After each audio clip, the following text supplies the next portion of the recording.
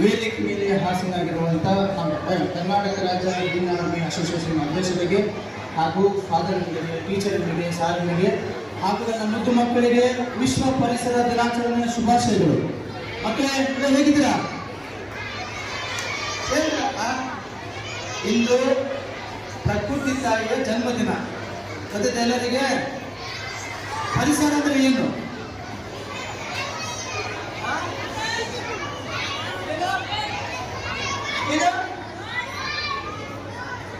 Super ಮಕ್ಕಳೇ, ಈ ದಿನ ಏನಾಗಿದೆ ಅಂದರೆ ಅದಕ್ಕೆ ನಾವು ನಮ್ಮ ಮುಂದಿನ ಪೀಳಿಗೆಗೆ ಪ್ರಕೃತಿ ಉಳಿಸಬೇಕು, ಪರಿಸರ. ನಾವು ದೇಶ ಇಂಪ್ರೂವ್ಮೆಂಟ್ ಅನ್ನುವ ನೆಪದಲ್ಲಿ ಹಾಗೂ ಪರಿಸರವನ್ನು ನಾಶ ಮಾಡಿದ್ದೇವೆ. ಕಾಡ್ಗಿಚ್ಚಿನ ಸಮಸ್ಯೆಯಿಂದ ಎಷ್ಟೊಂದು ಕಾಡುಗಳನ್ನು ಹಾಳಾಗಿದೆ.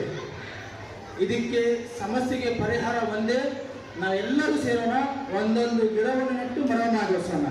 ಮಕ್ಕಳೇ, ಈ ಕೆಲಸಕ್ಕೆ ನೀವೆಲ್ಲ ಸಾಥ್ ಮಾಡ್ತೀರಾ? ಸೂಪರ್ ತುಂಬ ಖುಷಿ ಆಯಿತು. ಎಲ್ಲರೂ ಚೆನ್ನಾಗಿರಿ.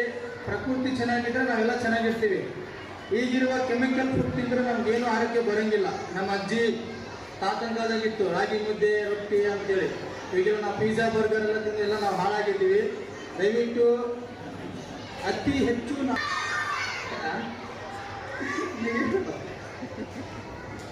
ಟೀಚರ್ಸ್ ಪ್ಲೀಸ್ ಮಕ್ಕಳಿಗೆ ನೀವು ಫ್ರೀ ಇದ್ದಾಗೆಲ್ಲ ಸ್ವಲ್ಪ ಪ್ರಕೃತಿ ಬಗ್ಗೆ ಜಾಗೃತಿ ಮಾಡಿ ಟೀಚರ್ಸ್. ಇದಕ್ಕಂದರೆ ನಮಗೆ ಟೀಚರ್ಗಳು ಪ್ರಕೃತಿ ಬಗ್ಗೆ ಜಾಗೃತಿ ಮಾಡೋದ್ರಿಂದ ನಾವು ಈ ಥರ ಬಂದಿದ್ದೀವಿ. ಸಾಕಷ್ಟು ಗಿಡ ಮರವನ್ನು ಬೆಳೆಸಿದ್ದೀವಿ. ನಮ್ಮ ಕರ್ನಾಟಕ ರಾಜ್ಯ ಗ್ರೀನ್ ಆರ್ಮಿ ಅಸೋಸಿಯೇಷನ್ ಕಡೆಯಿಂದ ಸುಮಾರು 5 ರಿಂದ 6 ವರ್ಷ ಆಯಿತು ನಮ್ಮ ಸಂಘಟನೆ ಸ್ಥಾಪನೆ ಮಾಡಿ.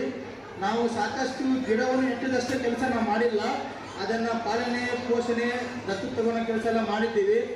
ಇದು ನಮ್ಮ ಅಧ್ಯಕ್ಷರಿಗೆ, ರಾಜ್ಯಾಧ್ಯಕ್ಷರಿಗೆ, ಪ್ರಧಾನ ಕಾರ್ಯದರ್ಶಿಗಳಿಗೆ ಹಾಗೂ ನಮ್ಮ ಸದಸ್ಯರಿಗೆ, ನಮ್ಮ ಟೀಮಿಗೆ ನಾನು ತುಂಬ ಧನ್ಯವಾದ ಹೇಳಕ್ಕೆ ಇಷ್ಟಪಡ್ತೀನಿ. ಯಾಕಂದರೆ ನಮಗೊಂದು ಅವಕಾಶ ಮಾಡಿಕೊಟ್ರು ಪ್ರಕೃತಿಯನ್ನು ಜಾಗೃತಿ ಮಾಡೋಕ್ಕೆ ಹಾಗೂ ಪ್ರಕೃತಿಯನ್ನು ನೀಡಬೇಕಂತೇಳಿ. ನನ್ನ ಉದ್ದೇಶ ಇಷ್ಟೇ ಮಕ್ಕಳೇ, ನಾವೆಲ್ಲ ಸೇರಿ ಹಾಳಾಗಿರುವ ಪ್ರಕೃತಿಯನ್ನು ಮತ್ತೆ ಪುನರ್ನಿರ್ಮಾಣ ಮಾಡೋಣ.